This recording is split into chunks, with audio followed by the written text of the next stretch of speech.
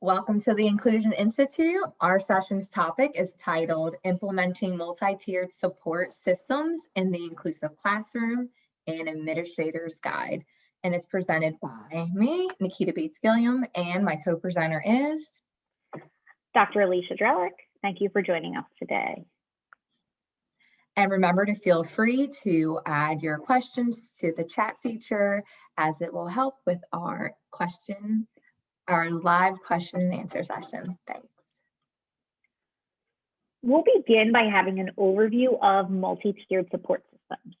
When we're thinking about MTSS, we're thinking beyond just academic interventions.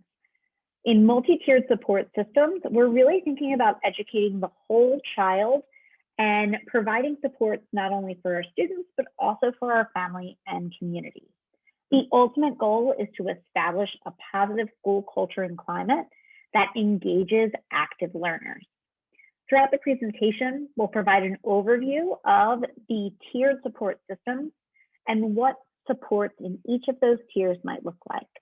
We'll also talk about what you can do as an administrator in order to begin to implement multi-tiered support systems in your school or district.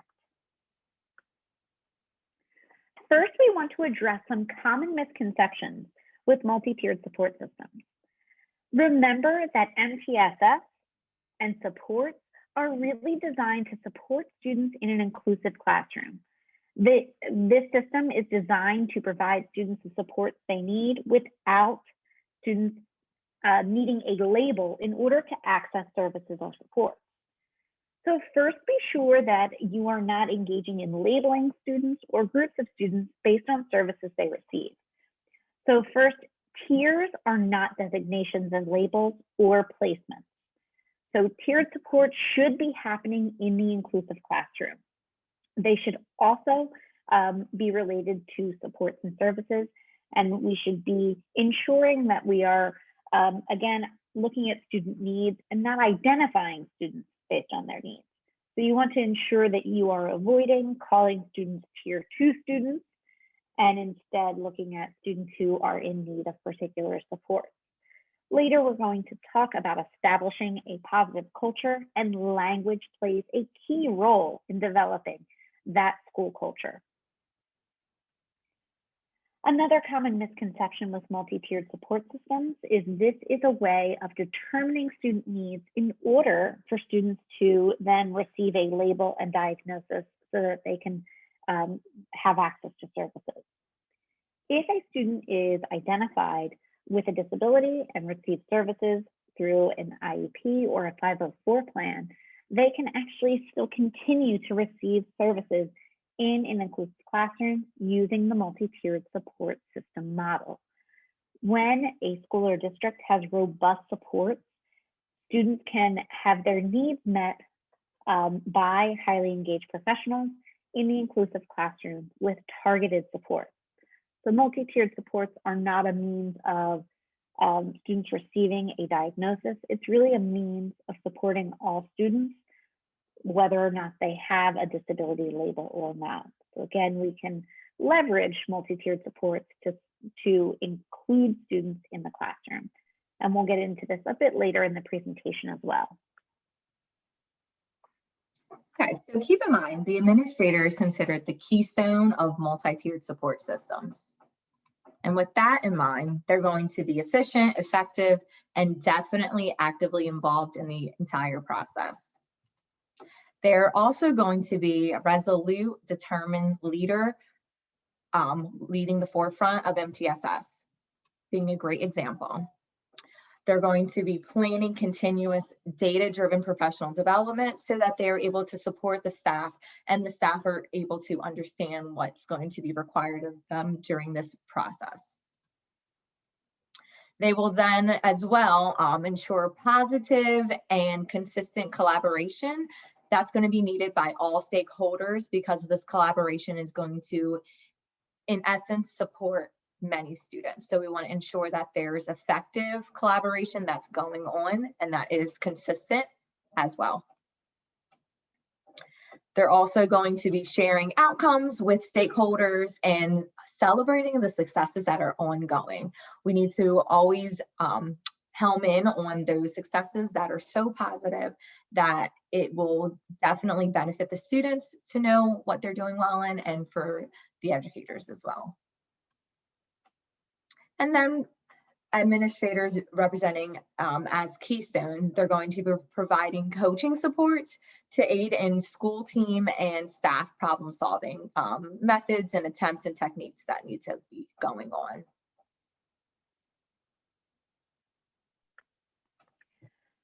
Let's take a look at how students are served under a multi-tiered support systems model. First, remember that this is a way of supporting all students in your school or district. First and foremost, we have a robust level of Tier 1 support that is really targeting the needs of 80 to 90% of your students. This is done by ensuring that you have a high-quality curriculum that is being implemented with fidelity, and that you're using universal design for learning and differentiated instruction in your classroom and in your behavioral support. Increasing our support, you may have 5 to 10% of students in your school or district that are in need of some small group targeted intervention in order to meet the particular benchmark or standard that is set. And then further moving up our supports, we may have 1 to 5% of your student body that is in need of individualized or more intensive intervention. If you are looking at your benchmarks and you are not aligned to this give or take level of distribution, it's time to rethink some of the tools and strategies that you're using at these tiers in order to ensure that we're really meeting all students in the inclusive classroom, largely through our Tier 1 high quality support. Looking at Tier 1, again, this is when we are talking about instruction in our general and inclusive education classrooms, as well as the behavioral expectation for our school or district. On the academic side, we want to first make sure that we are using evidence-based curriculum that embed direct and explicit instruction. This is especially important in core academic areas like reading and mathematics. Oftentimes, we need to reflect and review the curriculum that is in place to ensure that it is meeting the needs of our students. Further, you want to think about utilizing universal design for learning to ensure that your teachers are planning accessible and engaging lessons. Finally, teachers should be implementing differentiated instruction as a means of responding to student learning. On the behavior side of our Tier 1 supports, we want to make sure that in a school and further in a classroom, that we are explicitly teaching expected behaviors. This is both through modeling as well as students actively practicing expected behaviors.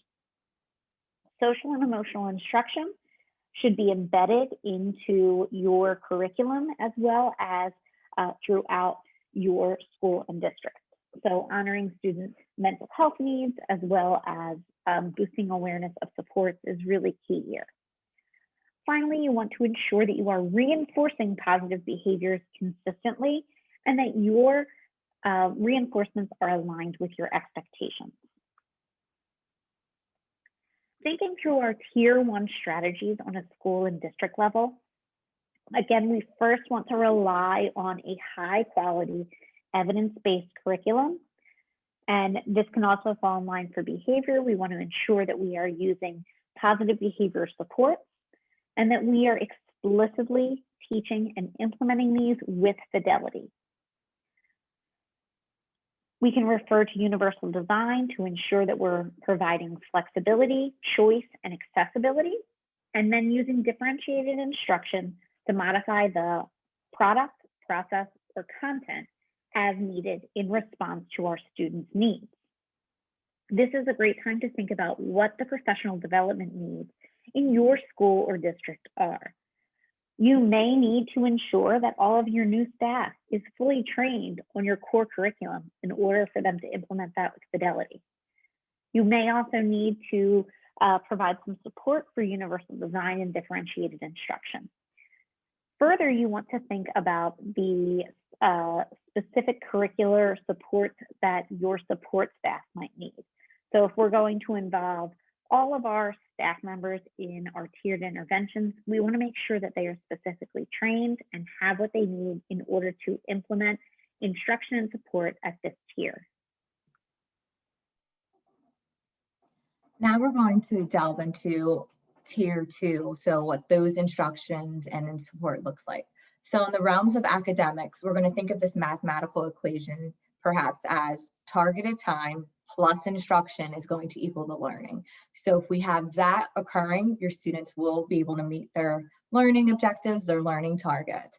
And with tier 2, when we're thinking of these 5 to 10% of student body that's going to be getting the support, we have to consider it being more focused, more targeted instruction with those supplemental supports that are necessary that align with the core academic instruction. And we're going to allow for time for improvement for these students, and knowing that this time allowable is very important and very crucial. And as this process is ongoing, teachers have to make adjustments as necessary so that the intervention and the plans that are in place occur appropriately. Now, when we're considering behavior in tier 2, we're thinking of providing to students and thinking of giving them the needed additional support that correlates and goes along with tier 1. So they're receiving what's happening in tier 1 in addition to what's happening in tier 2 as behavior supports. And that progress monitoring that is occurring, it needs to happen bi-weekly so that the necessary data to review is happening and you know what and when to adjust for the students.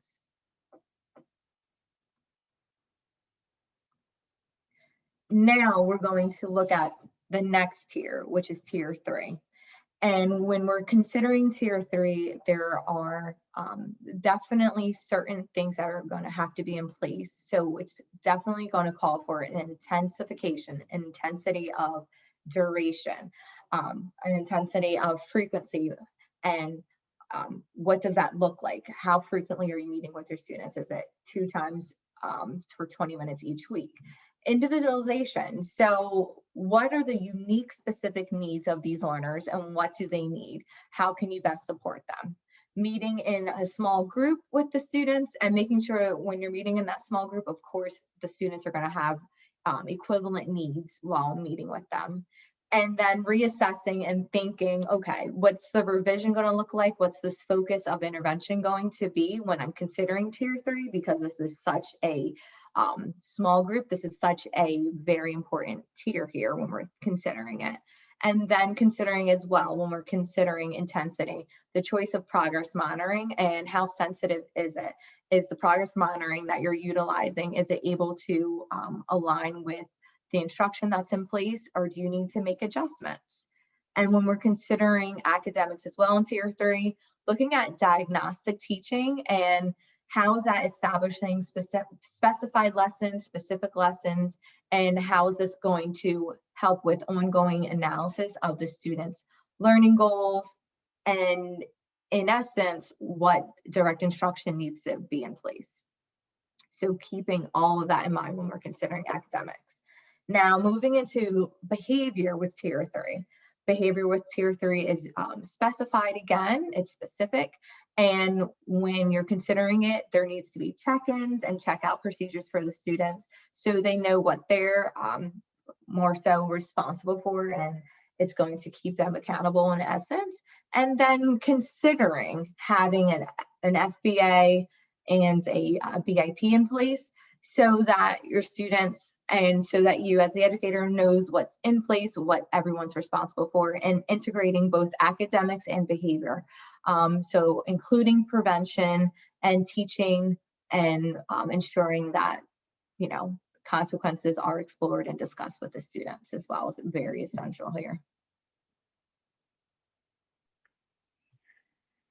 So now that we gave you an overview of the types of supports that we find in each of these tiers, it's important to think about how we identify which students need which supports. Ultimately, that is done through assessments and data-driven decision-making. In our tier 1 assessments, one of the most important factors is engaging in universal screeners. We'll give a little more detail on the next slide about universal screeners, but this is a great way to assess students multiple times a year to get a baseline for where they are. Additional Tier 1 assessments can include your state tests, the tests that are built into curriculum, as well as formative classroom assessments. Moving into Tier 2, we're looking more at strategic progress monitoring. Here we can use data collection tools that are linked to behavioral observations, as well as curriculum-based measures targeting specific curricular skills. In Tier 3, we intensify the progress monitoring process by ensuring that we are collecting data frequently enough to really be sensitive to change, measuring the effectiveness of particular interventions. And in Tier 3, we can also begin to consider the need for diagnostic assessment based on student progress. If students are not making progress in Tier 3, it's time to consult a multidisciplinary team or child study team and consider a diagnostic test. One of the things to consider is that in any of the given tiers, in order for students to move fluidly through these tiers, we are never relying on one source of data. In all, we want to look at anywhere from a minimum of 5 upwards to 10 data points in order to help us drive the decision-making process. So just because a student scores on a particular level within a universal screener, or just because a student is within a certain level in a state test, that is not our sole data point that is driving our instructional decisions. We're using multiple sources to provide the guidance for our instructional decisions. When we talk about universal screeners, this is really a time where all hands are on deck in your school or district. Ultimately, 2 to 3 times a year, students who, all students in your district should be receiving some type of assessment in order to determine where they stand in terms of their current curricular process. Generally, screeners are curriculum-based measures that are looking at age and grade level skills. These tests should be administered according to the protocol. And again, all members of your school community and faculty should be engaged in providing and administering these types of assessments. Often these are shorter assessments that can be done within a few minutes, but generally they are individualized. Another way of streamlining this process is providing some type of computerized assessment when possible. Either way, we should have all of our school community and faculty engaged in this data collection process. As your school or district leader, it's important that you are, again, the keystone in implementing this initiative. One of the key things to do is to establish your leadership team that's built of not only teachers and administrators, but also families and community members. You want to ensure that your vision and mission are aligned to a multi-tiered support systems framework. Further, you want to make sure that you have a detailed plan to implement supports across tiers in both the academic and behavioral realm. You want to evaluate current resources and determine how teachers will access tools as needed. Scheduling is a crucial element in multi-tiered support systems, and you want to ensure that you are maximizing flexibility and increasing the faculty that are engaging with students in the inclusive classroom. You want to establish guidelines to ensure that all stakeholders are engaged and that students are successful in the multi-tiered support model. That involves reflecting and engaging with all stakeholders on reviewing the progress of the multi-tiered support system model within your school or district.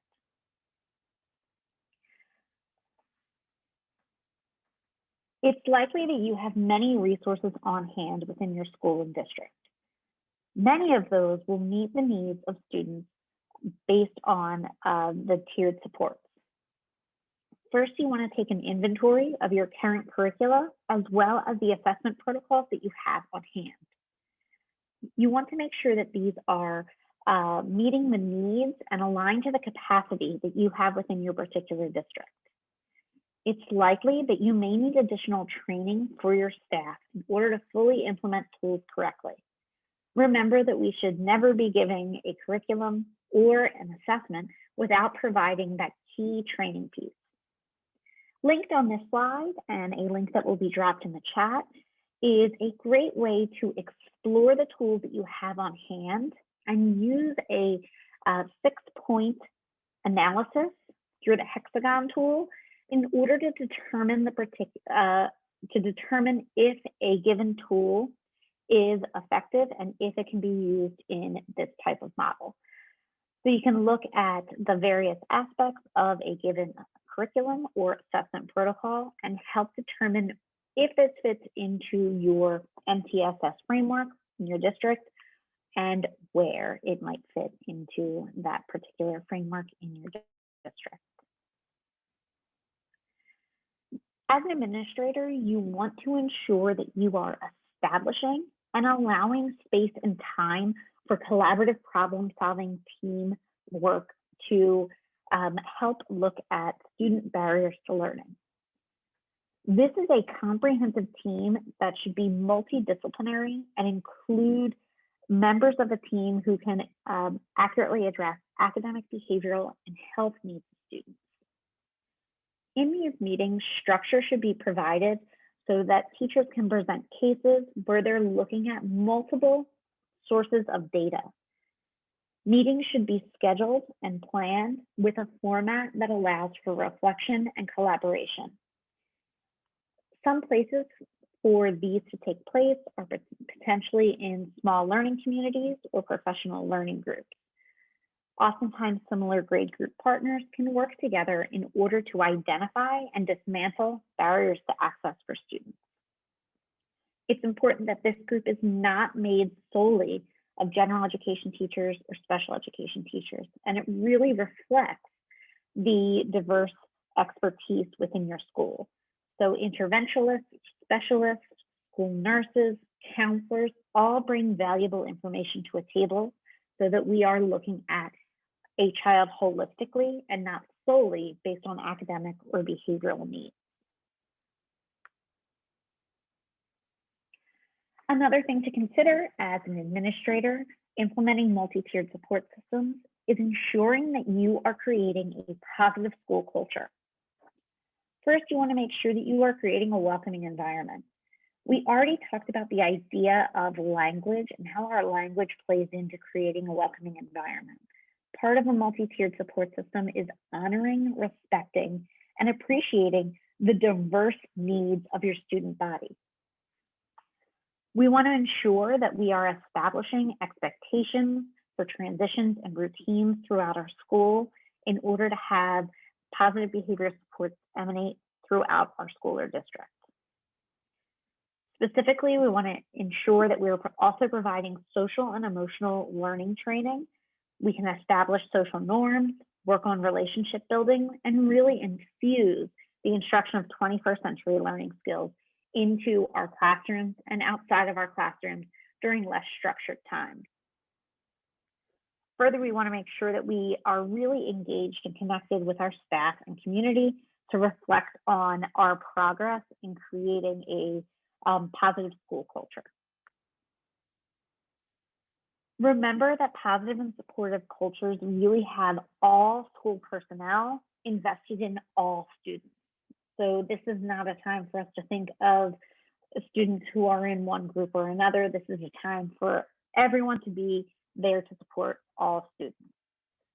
So we can think about how we can increase the presence and responsibility for non-classroom staff during multi-tiered support interventions. This also gives you an opportunity to increase the staff to student ratio or staff to student interactions throughout the day while you're implementing multi-tiered support.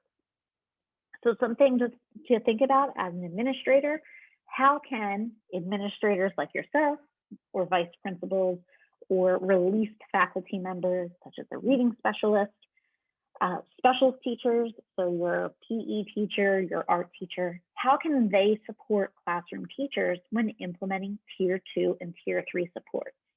Can they come in and lead a small group? Can they come in and provide some type of support throughout the week?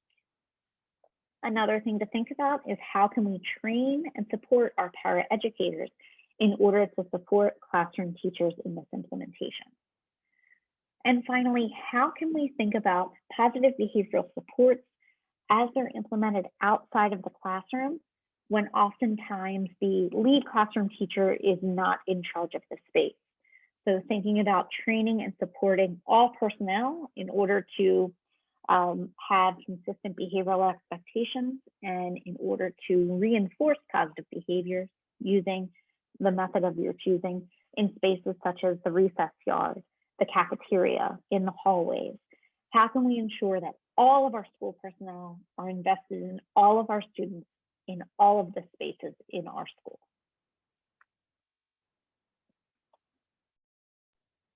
So now we're going to look at engaging communities and families and what that represents. So when you're considering implementing families and communities in this process of MTSS, you have to consider and definitely consider fostering positive relationships with these families. So having that a great system in place of how you're going to communicate with them and making sure the communication is consistent since their child is going to be involved in MTSS. You don't want the parents to feel left out or confused. So you're also going to ensure that they're receiving that information about the progress monitoring feedback. And if they have questions, that someone who's a part of that who's a part of being the stakeholders is going to be able to answer those questions. And then the families also need to be updated of their students' progress and provided with assistance as necessary. So if that's going to be in the realm of providing them with trainings and workshops that are specifically focused on MTSS so they understand it better, that's going to be necessary. And organizing systems for just a regular reporting out to families is necessary as well.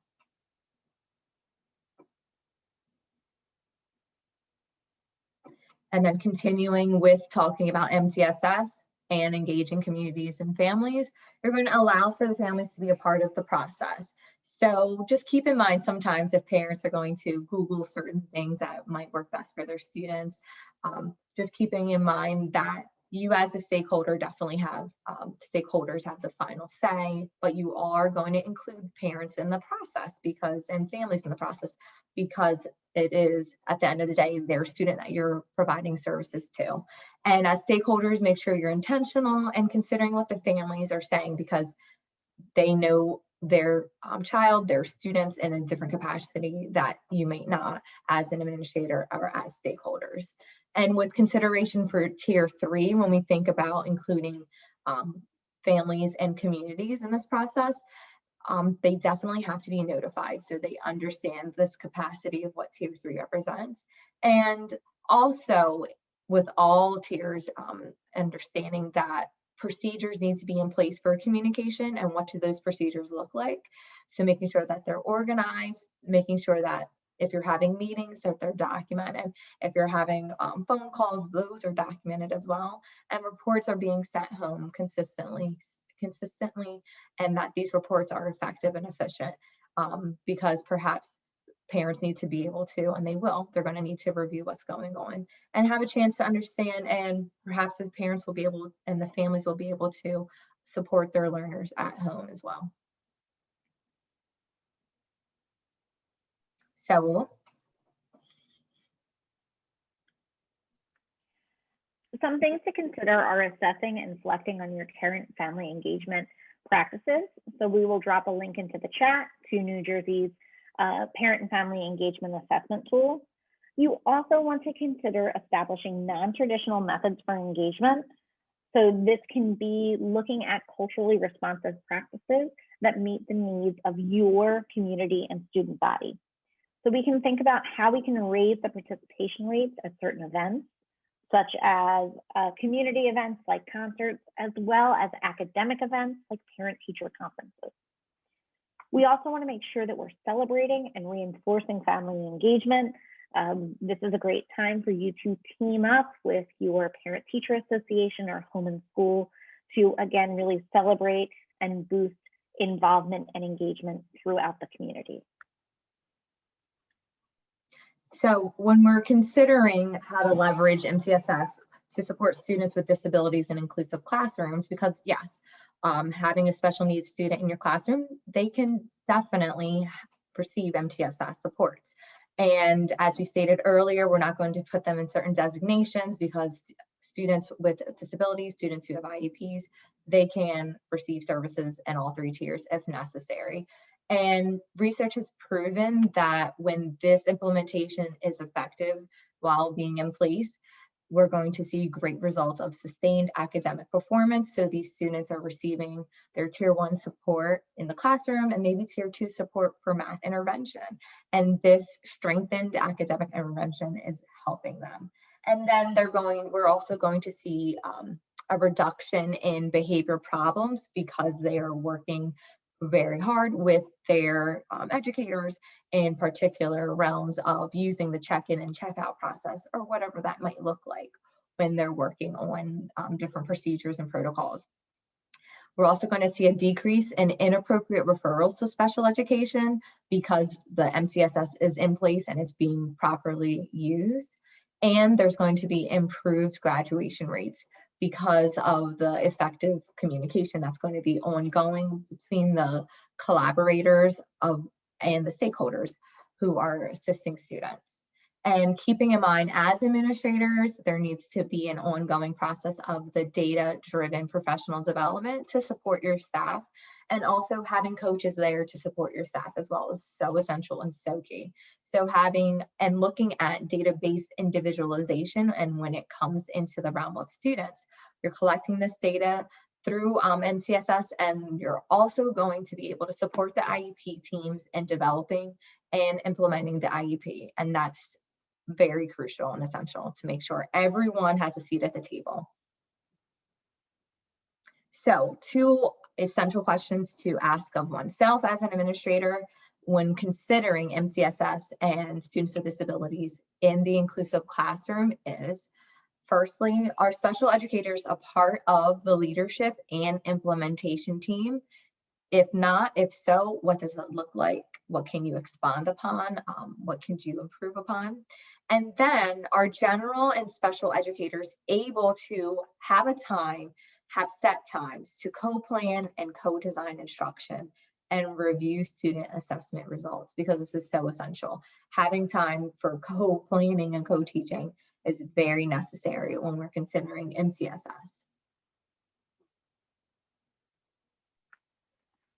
Throughout this presentation, we reviewed the essential components of multi-tiered support systems.